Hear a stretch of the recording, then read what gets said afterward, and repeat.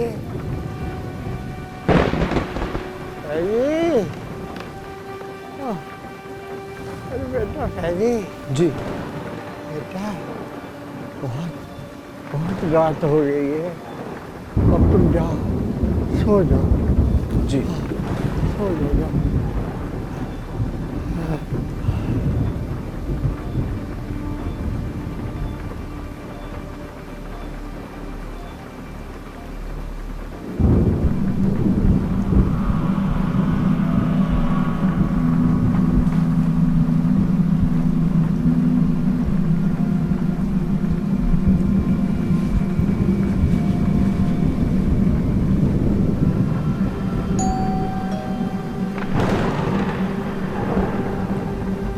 इस वक्त कौन आ गया?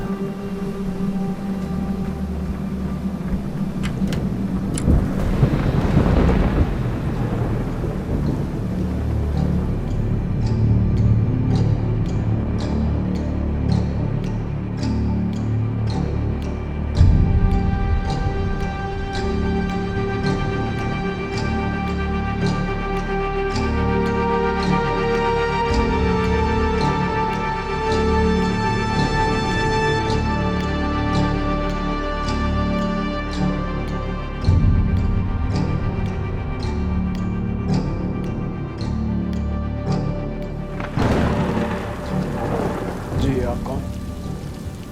माफ़ कीजिएगा, मैं अनवर साहब से मिलने आई थी। अपॉइंटमेंट लिया था आपने? जी नहीं, वो दरअसल। देखिए, इस वक्त रात काफ़ी हो चुकी है, मौसम भी बहुत ख़राब है, आपको वापस घर चले जाना चाहिए। कल आराम से अपॉइंटमेंट लीजिए, फिर मैं आपके साथ सेशन करता हूँ। माफ़ कीजिएगा, मैंने आपको इतनी रात को तकलीफ़ दी, लेकिन क्या मैं यहाँ फजर तक रुक सकती हूँ? दरअसल मैं यहाँ किसी को जानती नहीं, और इतनी रात में मुझे कोई रिक्शा टैक्सी भी नहीं मिलेगी। चलिए ठीक है, आप यहाँ रुक सकती हैं, लेकिन सुबह आइए।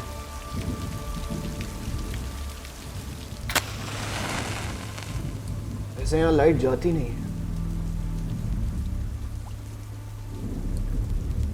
आज लगता है बारिश कुछ ज़्यादा ही हो गई। कोई बात नहीं, हमें वैसे भी अंधेरों में रहने की आदत है। वैसे आप हैं कहाँ से? बाबा को कैसे जानती हैं? वो एक दफ़ा आए थे हमारे शहर में, वहीं उनसे एक छोटी सी मुलाकात हुई थी। वैसे क्या आप भी यहीं काम करते हैं? हाँ, यही समझ लीजिए, अभी प्रैक्टिस कर रहा हूँ। तो क्यों नहीं आप ही मेरी थोड़ी सी मदद कर दें? मैं? जी, आपने कहा ना कि आप भी सीख रहे हैं, लगे हाथों वक्त भी कट जाएगा, और इस तरह आप मेरा केस अनवर साहब को भी बता दीजिएगा।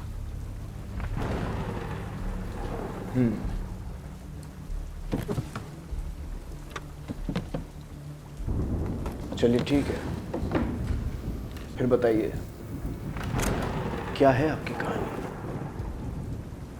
ये करीब कोई 13 साल पुरानी बात है,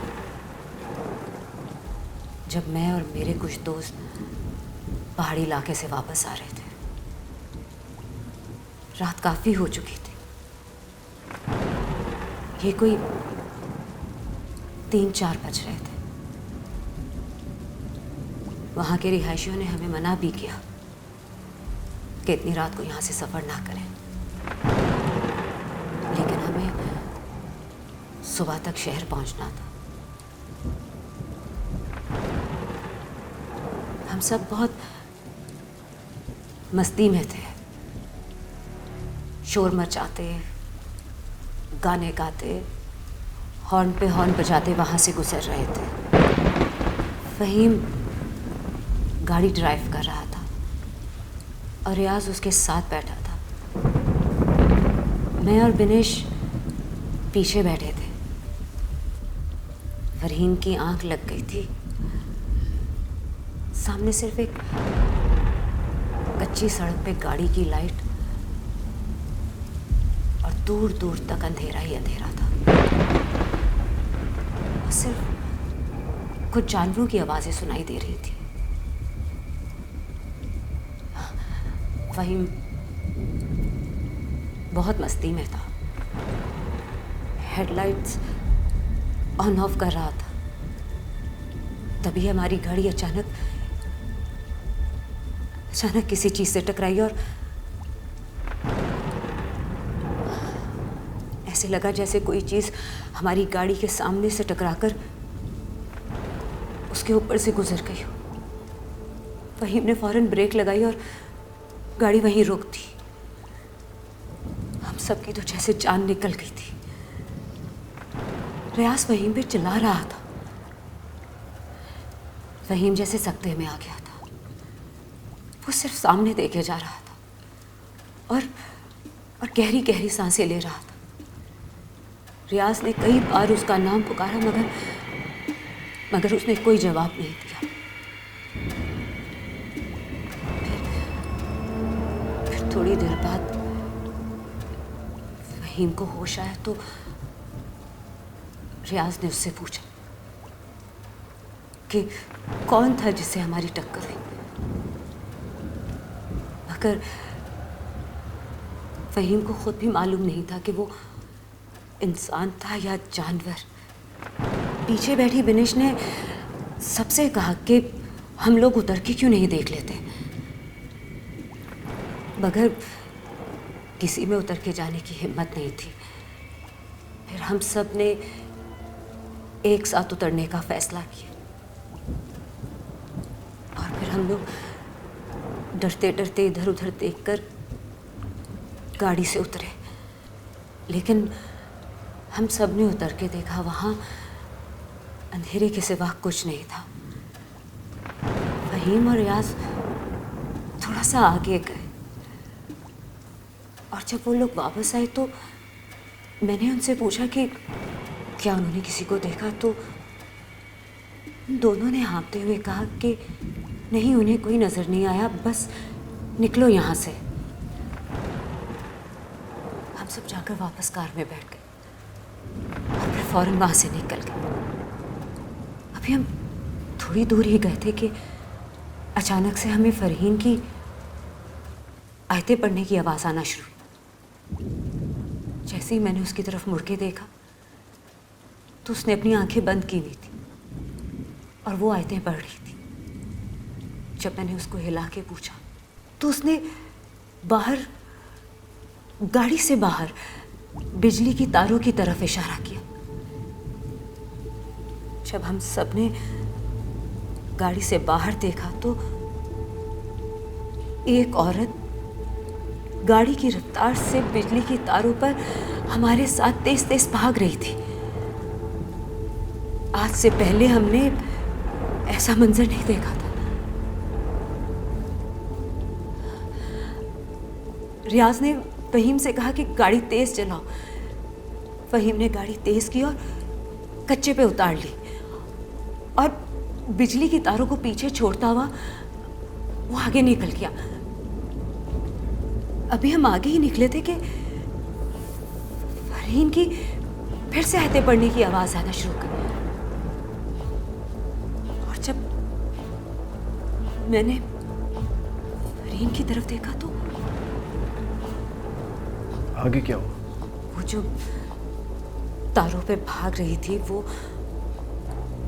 वो औरत मेरे और फरहीन के बीच बैठी थी। उसकी लाल बड़ी बड़ी आंखें थी।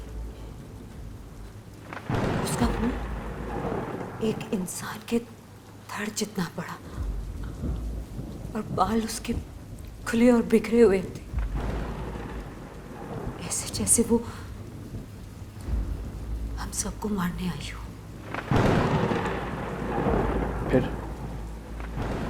फिर उसने कहा कि आज तुम लोग सिर्फ इस औरत की वजह से बच गए, मगर मैं अपने बच्चों का बदला तुम लोगों की मौत से ही लूंगी। और फिर वो गाड़ी से चली गई और हमें पता ही नहीं चला कि कब हमारी गाड़ी सड़क से उतर गई और जाके जाके एक दरख्त से टकरा गई। और जब सुबह हमारी आंख खुली तो उस इलाके के लोग हमें वहां से निकाल रहे थे। कई दिन तक तो हमें बुखार चढ़ा रहा और फिर आहिस्ता आहिस्ता करके उसने हम सबको मारना शुरू कर दिया। वैसे बुरा मत मानिएगा, लेकिन काफी अजीब कहानी नहीं है? कहानी नहीं है ये। नहीं, मेरा मतलब वो नहीं था। I am sorry. लेकिन एक बात मुझे समझ नहीं आई, वो अपने बच्चों का बदला आप लोगों से क्यों ले रही है? शायद हमारी गाड़ी से जो टकराए थे वो उसके बच्चे थे। आपने कहा आपके दोस्त एक एक करके मरने लगे। जी, 2 को वो मार चुकी है और एक पागल खाने में है। तो आपको ऐसा क्यों लगता है कि वही आप सब लोग को मार रही है? वो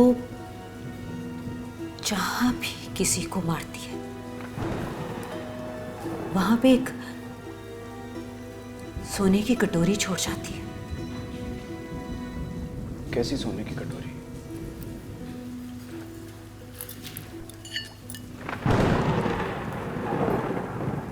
क्या मैं इसे देख सकता हूँ?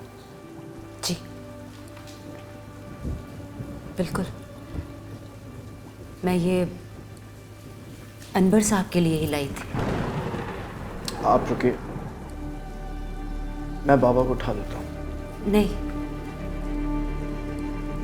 इसकी जरूरत नहीं पड़ेगी। क्या मतलब? मैं समझा नहीं। आपसे बात होगी बस समझे, मेरा काम हो गया।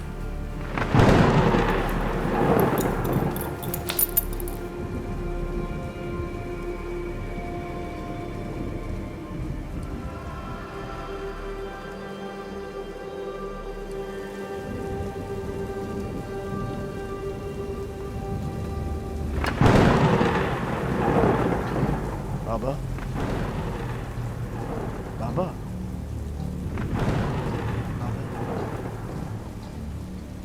बाबा, बाबा,